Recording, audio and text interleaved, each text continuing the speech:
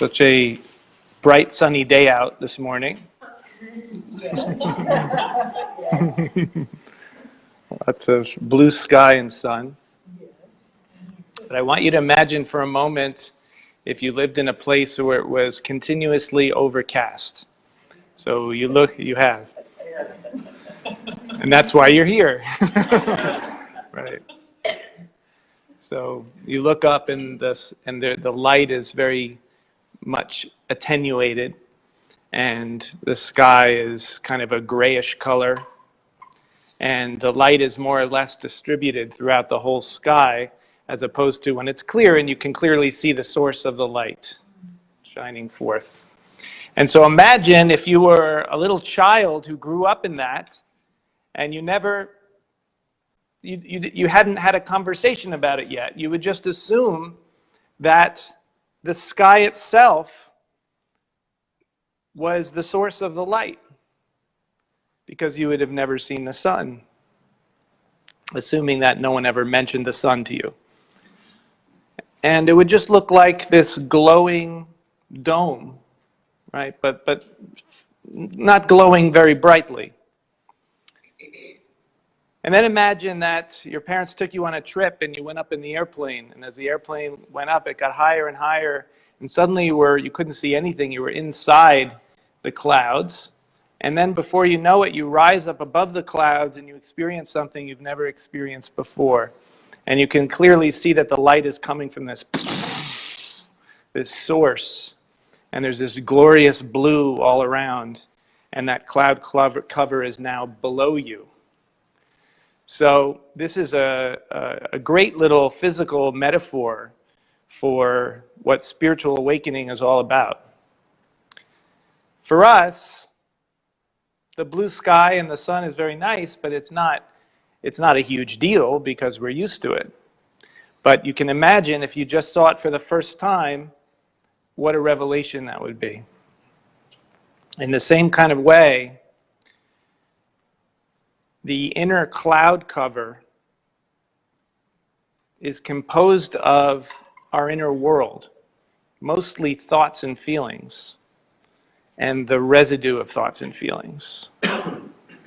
So, in this moment right now, as we experience what's here, the space around us, the body and the chair, me talking, right? The ordinary way is to kind of experience whatever's going on through the cloud cover of our thoughts and feelings.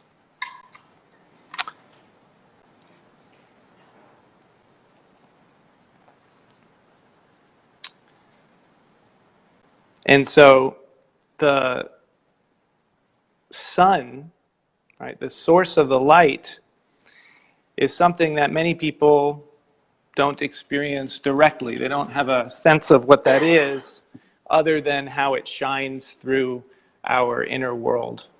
And if our inner world happens to be somewhat healthy and functional, and then those clouds might not be as dense. And if we have a lot of heaviness, a lot of sorrow, then those clouds seem more dense. But the idea with this practice of meditation and also just presence moment to moment in life is to, in a sense, rise above that cloud cover and get to know what the source of the light is. The light being your own consciousness, your own aliveness. And the metaphor isn't exactly right, because with the sun, it seems like the sun is something separate from us. And it can seem that way also. More of a devotional, heart-centered, prayerful practice seeks to cry out from the clouds to the source of light. And there was a Rabbi Isaac of Akko that Reb Zalman Schachter Shalomi quotes in one of his books as to having used this same metaphor that I'm using now. And he said that if you want to disperse the clouds, you need a wind to disperse it. And he said that that wind is prayer. And so when we get back to chanting again, the invitation is to really put all of your heart energy, all of your emotional energy into the singing. That's so much more important than the conceptual meaning of the words. The meaning of the words is nice too, if it means something that's meaningful to you. But whatever is present in those clouds, meaning whatever is present in your inner feeling body, to put that energy into the sound of the chanting and allow that to bring you into closer connection with your actual present moment experience.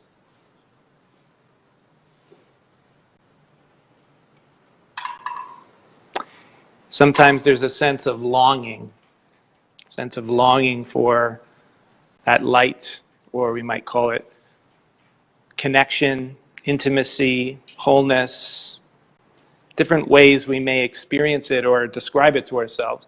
But the root of it is this sense of longing to emerge from the separateness, emerge from our ordinary sense of ourselves as separate characters in our lives going through the story of our lives, and come into a state of union. And so from that point of view, the sun might seem like the way it looks physically, like something separate to us.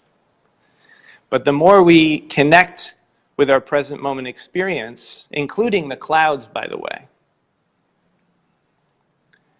the more our sense of who we are can kind of shift from being the clouds to being the awareness of the clouds.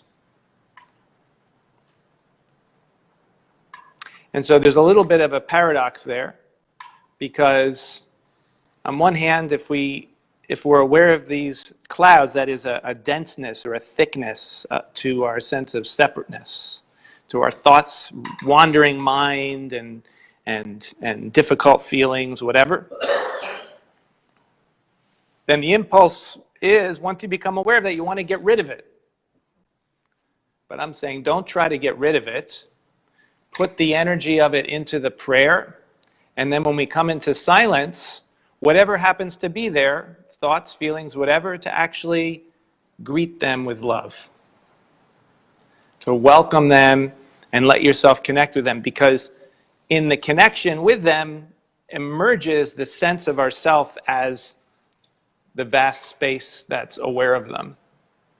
And once you can know that you are that vast space, then you are free of them. You don't have to worry about them.